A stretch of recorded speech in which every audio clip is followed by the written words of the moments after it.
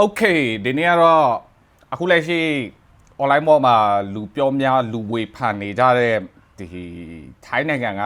ရေပေါ်ဈေးကဂျင်းထဲတဲ့တည်င်းကိုပြတာပြောပြတာ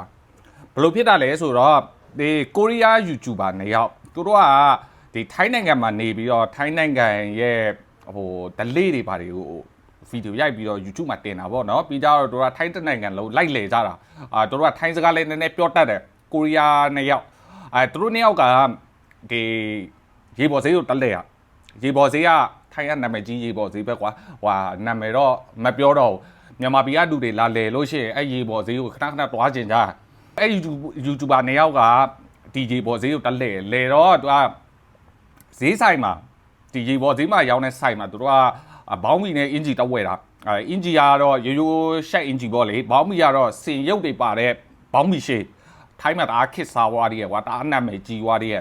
အဲ့ဘောင်းမီနဲ့အင်ဂျီကိုတောက်ဝဲကြဆိုင်ကဘလောက်နဲ့ရောင်းခဲ့လဲဆိုတော့ဘောင်းမီကိုဒီစင်ရုပ်ဘောင်းမီကိုဘတ်400အင်ဂျီဒီရိုးရိုးရှက်အင်ဂျီကိုဘတ်600နှစ်ခုဆိုတော့1000အဲ့ဟို YouTuber နှစ်ယောက်ကလည်းဈေး short ခိုင်းတယ်သူကလည်းထိုင်းစကားနဲ့နဲ့တတ်တော့ဈေး short ခိုင်းတော့ဈေးရောက်တဲ့သူကဘလောက်ပြန်ထားပြီးလဲဆိုတော့100 short ပေးရဘတ်900နဲ့တဲ့ဖေဟာကြီးအဲ့လောက်ကြီးရောနော်အဲ့နဲ့သူတို့ဗီဒီယိုကလည်း online ပေါ်တင်လိုက်ရော YouTube မှာတင်လိုက်ရောအဲ့ဒါဒီထိုင်းနိုင်ငံက internet အသုံးပြုတဲ့သူတွေကလည်းပြောပြီးပေါ့လေဒီလောက်ကြီးဈေးတွေတင်ရောက်နေမှာတော့ဘယ်သူသွားတော့မလဲဟိုလဲတဲ့သူတော့ရှိမှမဟုတ်တော့ဘူးနောက်ကျရင်ရေပေါ်ဈေးတော့ပျောက်သွားမယ်ဘာညာဆိုပြီးတော့ပြောကြတာအဲ့အခုနောက်ဆုံးဒီခီးသွားလိုက်ရေးက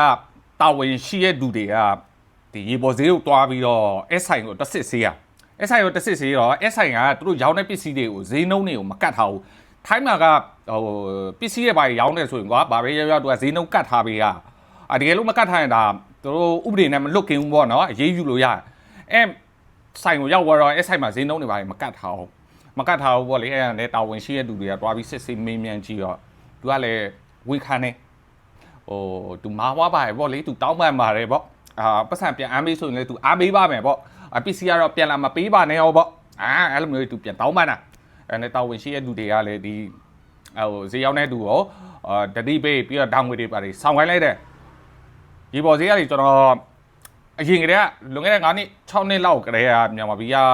လာလေတဲ့သူတွေကိုကျွန်တော်အများတန်းတတိပေးရရေပေါ်ဈေးတွားမယ်ဆိုရင်တွားကြဒါပေမဲ့ဈေးဝယ်ရတယ်ပါတယ်ဆိုရင်တတိထားဈေးတွေကမတရားဈေးကြီးကျွန်တော်မမရရဟိုရေပေါ်ဈေးမှာစုဘူးကွာဒီထိုင်းမှာဆိုရင်ဝက်ရုပ်စုဘူးတွေဟိုပြီးကြတော့အယုတ်လေးနဲ့ဝါစုဘူးရှိရတဘူးကမှ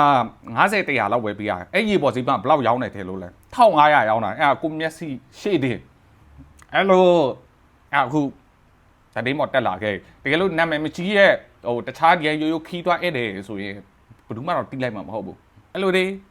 နော်အဲ့လိုဆိုတော့လာလေတူတွေတတိထားကြပါနော်ဈေးတွေပါတိချမေးမြန်းစုံစမ်းပြီးရောမှပဲဝယ်ကြပါလို့နော်โอเคအဲ့လေးလားပြောအားလုံးပဲအဆင်ပြေကြပါစေ